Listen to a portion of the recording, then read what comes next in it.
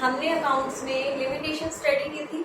Limitations के बाद हमारे 3 टॉपिक रहते हैं, that is type of accounting, types of users और एक हमारे रहते हैं क्वालिटेटिव कैरेक्टरिस्टिक्स।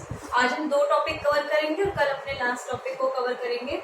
सबसे पहले हम बात करते हैं टाइप्स ऑफ अकाउंटिंग की। आपको जस्ट कुछ नहीं करना, सिर्फ इसको सुनना है और नोटबुक में अपनी वर्डिंग में आप इसको बनाएंगे, एक बार बुक में से रीडिंग लेके, एज इट इज बुक वाला नहीं करेंगे आप। टाइप्स ऑफ अकाउंटिंग कितनी तरह की होती है? फिलहाल अभी जो आपके पास आएगी वो सिर्फ आएगी फाइनेंशियल अकाउंटिंग। जो आप 11th-12th में पढ़ रहे हो that is financial accounting. Financial accounting क्या होती है? जो अकाउंटिंग की डेफिनेशन आप करके आए हो वही फाइनेंशियल अकाउंटिंग, यानी कि पैसे का रिकॉर्ड रखना। फाइनेंशियल अकाउंटिंग अकाउंटिंग की ही डेफिनेशन है। इसका तो आप सेम मीनिंग लिख सकते हो जो आपने अकाउंटिंग में पढ़ा है।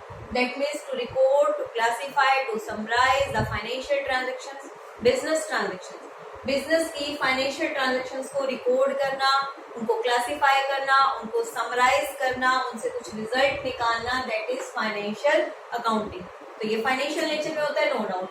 पोस्ट अकाउंटिंग आप जाके कॉलेज में पढ़ेंगे, बीकॉम 3rd ईयर में आपके पास ये सब्जेक्ट आएगा, चाहे बीबीए करे चाहे बीकॉम करे, वहां जाके आपके पास ये सब्जेक्ट आएगा पोस्ट अकाउंटिंग।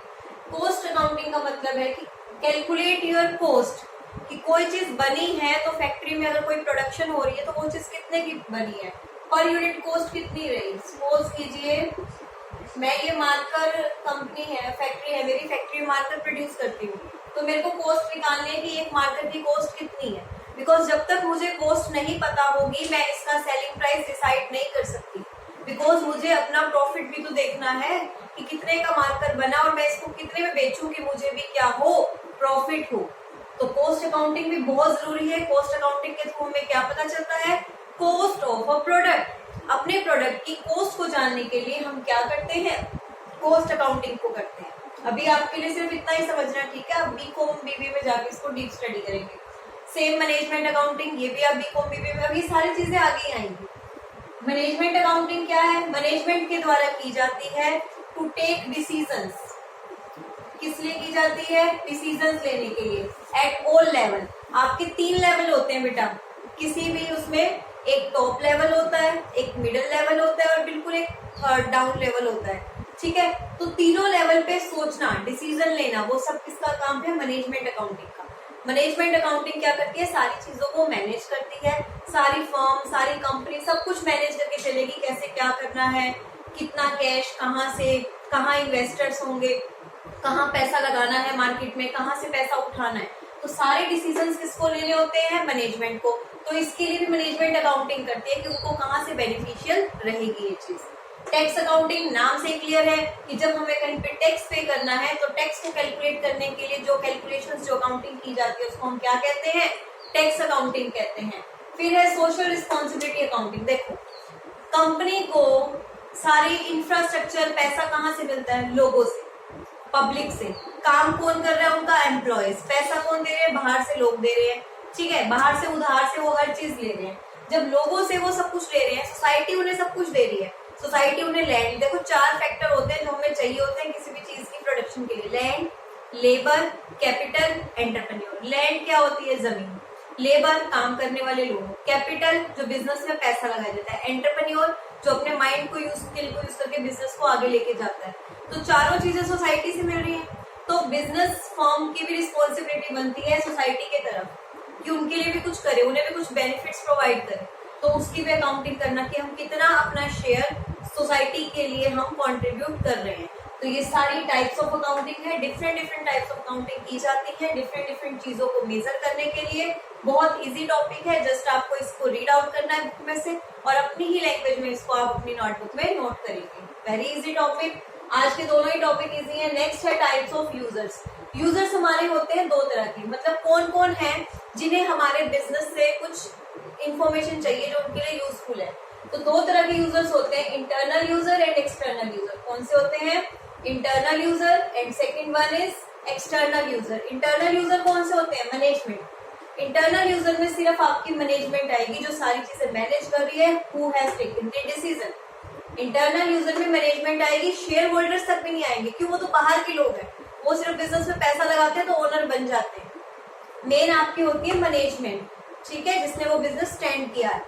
इन्वेस्टर्स हैं, एम्प्लॉयज हैं, वो सब बाहर के लोग हैं। ये मत सोचो बिजनेस में वो काम कर रहे हैं, लोग तो बाहर के हैं, वो तो एज ए पैसा दे रहे हैं, हम उनको वो काम कर रहे हैं, बिजनेस तो उनका नहीं है ना। तो इंटरनल यूजर जो सीक्रेट इन्फॉर्मेशन जिनको चाहिए बिजनेस की, वो कौन है? मैनेजमेंट। इनके पास हर तरह की इन्फॉर्मेशन होती है, बिजनेस में छोटी सी बड़ी भी कोई भी गड़बड़ हो रही हो, वो सारी इनके हाथ में इन्फॉर्मेशन है। फिर एक्सटर्नल यूजर यानी कि बाहरी। कुछ यूजर्स ऐसे होते हैं जिनका डायरेक्टली इंटरेस्ट होता है हमारे इन्फॉर्मेशन से, जिनको चाहिए ही चाहिए इन्फॉर्मेशन। कुछ ऐसे होते हैं जिनका कोई डायरेक्ट लिंक नहीं है हमारी कंपनी से, पर फिर भी उनको कुछ ना अपनी किसी वर्क के लिए, किसी भी चीज के लिए वो इन्फॉर्मेशन चाहिए होती है। जैसे देखिए, अगर मैं बात करूं एक्सटर्नल यूजर जिनका डायरेक्ट इंटरेस्ट होता है हमारे बिजनेस में, शेयर होल्डर, इन्होंने हमारे बिजनेस में पैसा लगाना है, ठीक है, पैसा लगा रहे हैं तो इनको पता होना चाहिए बिजनेस कहाँ स्टैंड कर रहा है। इन्वेस्टर्स भी वही होते हैं जो पैसा लगाते हैं। क्रेडिटर्स, जिनसे हमने उधार में लिया, कोई हमें जब उधार में देगा तो उसे हमारी इन्फॉर्मेशन चाहिए। एम्प्लॉयज हमारी कंपनी में काम कर रहे हैं, उनको ये सिक्योरिटी तो चाहिए कि उनकी सैलरी उनको मिलेगी कि नहीं मिलेगी, क्या कंपनी इस पोजीशन पे हमसे काम करवाने के बाद हमें हमारी सैलरी दे सके। कस्टमर्स कौन होते हैं? हम लोग, हम उस कंपनी का प्रोडक्ट खरीद रहे हैं तो हमें पता तो होना चाहिए कंपनी क्या है, कैसी है, क्वालिटी कैसी है। लेंडर्स, टैक्स अथॉरिटी, इन सबको इन्फॉर्मेशन चाहिए होती है। और जो एक्सटर्नल यूजर में ही जिनका डायरेक्ट इंटरेस्ट नहीं होता बट फिर भी उनको इन्फॉर्मेशन चाहिए होती है, कोई रेगुलेटरी एजेंसी है, कुछ एजेंसी होती है बीच में, एजेंट्स काम करवाते हैं। कोई रिसर्चर्स हैं, मानो मैं रिसर्च कर रही हूँ, ठीक है, मुझे कोई भी रिसर्च करनी है इस कंपनी के ऊपर, या कोई भी मुझे रिसर्च वर्क मिलता है तो मैं डीपली स्टडी करूंगी। हालांकि मेरा उस कंपनी से कोई लेना देना नहीं है, मैं सिर्फ और सिर्फ अपनी रिसर्च के लिए उस पर काम कर रही हूँ, पर मेरे को इन्फॉर्मेशन तो चाहिए। कोई भी पब्लिक है उसको भी इन्फॉर्मेशन चाहिए होती है। तो ये हमारा टॉपिक था internal user and external user. आप इसको बुक में से पढ़ेंगे। इंटरनल यूजर में सिर्फ मैनेजमेंट आएगा, एक्सटर्नल में बाकी सारे लोग आ जाते हैं जिन्हें आपकी कंपनी की इन्फॉर्मेशन की जरूरत होती है। तो आज हमने दो टॉपिक कवर करे हैं, types of accounting. Types of accounting में हमने डिफरेंट टाइप्स ऑफ अकाउंटिंग पढ़ा। उसके बाद हमने क्या पढ़ा? Users, internal and external. दोनों ही बहुत ही इजी टॉपिक हैं, बुक में देख के घबराना नहीं है। आपने दोनों टॉपिक को अच्छे से रिवाइज करना है और आप दोनों टॉपिक को अपनी ही लैंग्वेज में लिखेंगे नोटबुक में। इसके बाद हमारा एक लास्ट टॉपिक रह जाएगा क्वालिटेटिव कैरेक्टरिस्टिक्स, वो हम कल की क्लास में करेंगे और फिर ये हमारा चैप्टर कंप्लीट। कोई भी डाउट है तो प्लीज एक बार देख लीजिए।